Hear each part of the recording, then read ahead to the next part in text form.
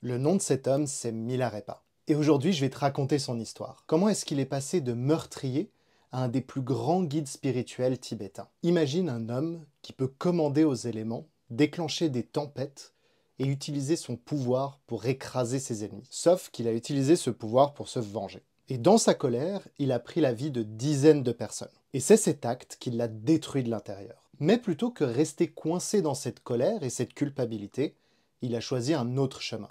Bienvenue, moi c'est Yannick et si tu es nouveau ici, laisse-moi vite fait t'expliquer. J'ai eu la chance de beaucoup voyager en Asie, de passer pas mal de temps dans des temples où j'ai pu explorer ces sagesses millénaires, ces philosophies méditatives qui m'ont beaucoup aidé à me comprendre. Et quand j'étais au Népal, dans un temple tibétain, c'est là que j'ai entendu parler de Milarepa. Ce gars-là, il avait tout pour être perdu, sauf qu'il a réussi à complètement changer sa vie. Cette histoire, elle m'a beaucoup touché, elle m'a rappelé que tout le monde peut changer son destin. Et c'est pour ça que j'ai envie de la partager avec toi aujourd'hui. Alors c'est parti. Pour comprendre Milarepa, il faut revenir en arrière à ses débuts. Il naît environ au XVIe siècle, au Tibet, dans une famille relativement aisée. À ce moment-là, on l'appelle pas encore Milarepa, mais Topaga, ce qui signifie le joyeux. Ce qui va être assez paradoxal quand on connaît un petit peu son histoire. Sauf que quand il est encore assez jeune, il va vivre sa première tragédie. Son père tombe malade et meurt. Et cette absence va le laisser lui et sa famille à la merci de son oncle et sa tante. Et ces gens-là, c'est pas des gens super sympas, et c'est là que les choses vont basculer. Ils profitent du décès du père de Milarepa pour s'approprier ses terres et ses richesses.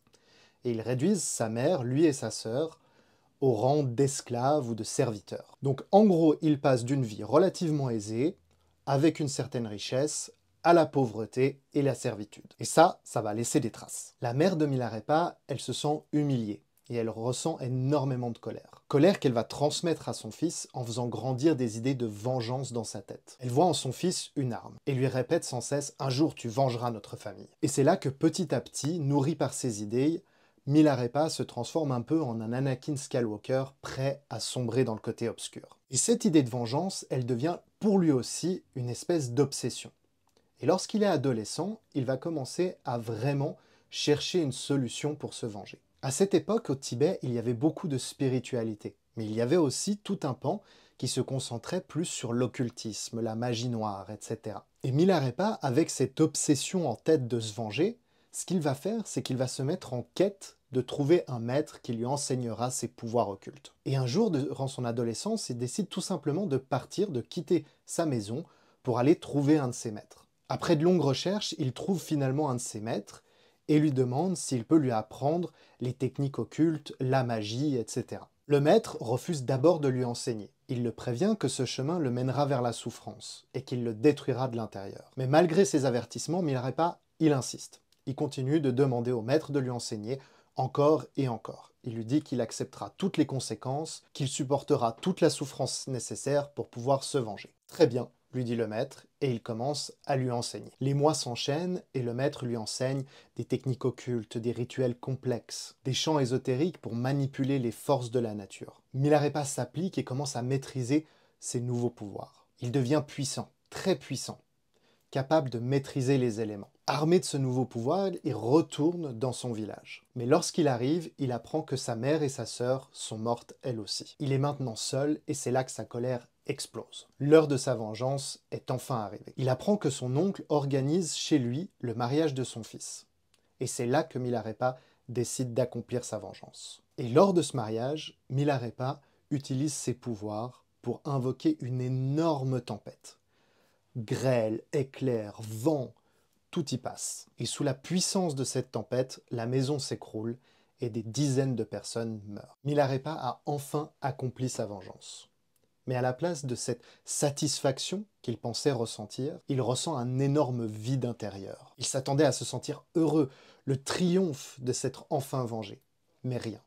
Le vide, le désespoir, la culpabilité. Il se rend compte que quelque chose vient de se briser profondément à l'intérieur de lui. La culpabilité d'avoir pris la vie de tant de personnes commence à le hanter. Il a non seulement détruit des dizaines de vies, mais il a également détruit la sienne. Et c'est dans ce désespoir qu'il décide de trouver une solution, de trouver un moyen de se libérer, d'atteindre l'illumination dans cette vie. Alors, il se met en quête de tous les grands maîtres spirituels de la région. Il va les voir un à un et leur demande s'ils peuvent l'aider. Mais tous lui répondent la même chose, qu'il ne voit pas comment il pourra atteindre l'illumination dans cette vie en partant de si loin. Mais Milarepa n'abandonne pas. Il continue de chercher, il entend parler de Marpa, un maître réputé pour sa sagesse et ses enseignements. C'est décidé, Milarepa va trouver ce maître. Milarepa parcourt les montagnes, traverse des ruisseaux, affronte les vents glacés de l'Himalaya, pour finalement atteindre la maison de Marpa. Quand il arrive, il est épuisé, affamé, à bout de force, et il s'attend à être accueilli avec bienveillance. Milarepa raconte son histoire à Marpa et lui explique qu'il est prêt à tout pour suivre ses enseignements et trouver la libération dans cette vie. Le maître l'écoute avec attention, puis le regarde attentivement, et lui dit « Non, je refuse de t'enseigner ». Puis il lui dit ensuite qu'en revanche, il accepte de le loger et de lui permettre de rester ici. Mais en échange d'un toit et de nourriture, il devra travailler pour lui. Milarepa, n'ayant plus rien à perdre, accepte dans l'espoir qu'il puisse tirer certains enseignements tout de même du maître. Marpa enchaîne et lui dit « Ton premier travail sera de me construire une maison en haut de cette colline, pour mon fils ». Alors Milarepa s'exécute, et petit à petit amène chaque pierre pour construire le bâtiment du fils de Marpa. Il met des semaines à construire cette maison, peut-être même des mois. Et une fois terminé, il est complètement épuisé, il a des ampoules sur les mains,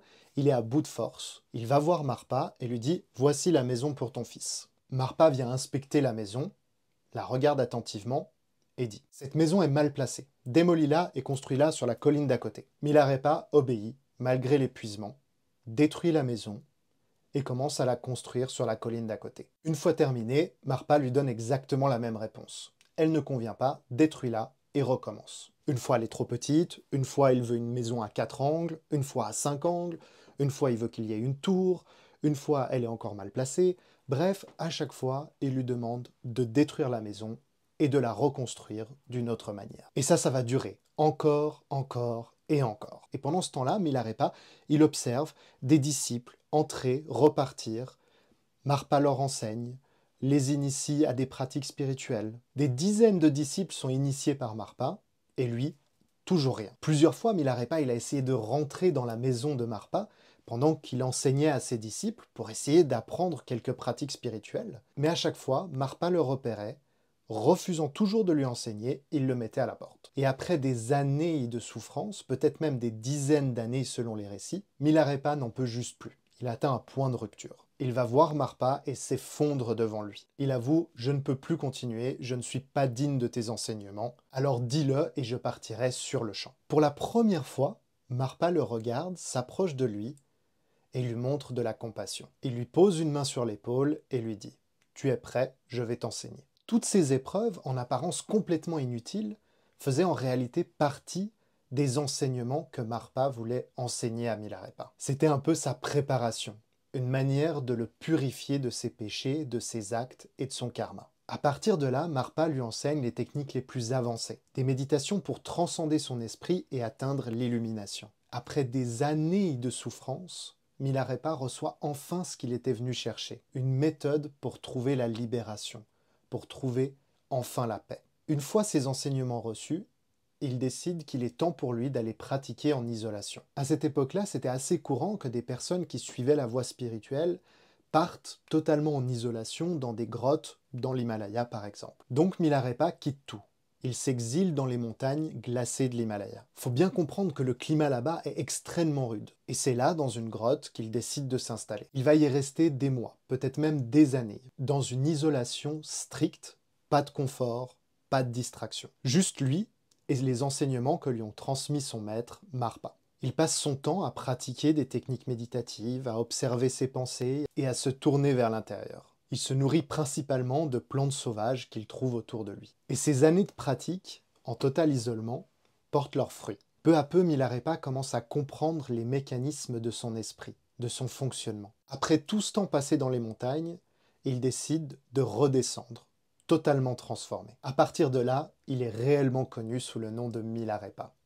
Il commence également à enseigner à travers des chants et des poèmes, extrêmement connus aujourd'hui encore au Tibet. Ces poèmes referment des leçons sur les concepts profonds du bouddhisme, par exemple, comme l'impermanence, le karma, la méditation, ou juste simplement le fonctionnement de l'esprit et de l'univers. Aujourd'hui, ces chants et ces enseignements continuent d'être extrêmement présents dans les traditions bouddhistes, notamment au Tibet. Et il continue de montrer la voie à travers ses transmissions à de nombreux disciples qui choisissent de suivre la voie de Milarepa. Mais même pour nous, au-delà de suivre ses enseignements à la lettre, simplement de se laisser inspirer par son histoire, être parti du plus bas pour finalement arriver à la libération totale, nous rappelle qu'il n'est jamais trop tard, qu'il n'est jamais impossible de changer. Parce que c'est ça qu'on peut vraiment retenir de l'histoire de Milarepa. Même si tu as commis des erreurs, même si tu portes un lourd passé, il est possible de changer. Milarepa, il a commencé son histoire dans les ténèbres.